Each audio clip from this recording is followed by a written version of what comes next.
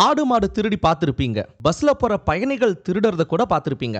ஆனா பஸ்ஸையே திருடி பார்த்திருக்கீங்களா? அது இந்த ஆட்சியில மட்டும்தாங்க நடக்கும். என்னங்க எனக்கு ஒண்ணுமே புரியல. அதுதானப்பா எனக்கும் புரியல.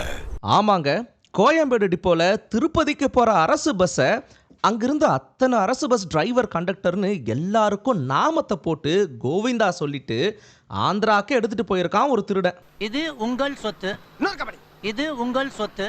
அது எப்படி அவ்வளோ பெரிய டிப்போவில் இவ்வளோ பெரிய பஸ் திருடு போச்சுன்றதே அதிசயமாக இருக்குது. அவ்வளோ பெரிய பஸ்ஸை காணோம்னு Koyambedu depot manager Ramsingh police ஸ்டேஷனில் புகார் கொடுத்ததுக்கு அப்புறம் தான் காணாமல் போன பஸ்ஸையே தேட ஆரம்பிச்சிருக்காங்க. அப்போதான் காஷ்மோரா படத்தில் வர மாதிரி தமிழ்நாட்டில் காணாமல் போன பஸ்ஸு ஆந்திராவில் இருக்கிற நெல்லூரில் இருந்ததை கண்டுபிடிச்சிருக்காங்க. Good morning sir. నేను చెన్నైలో ఇన్స్పెక్టర్ రాజలింగం பேசுறேன் சார்.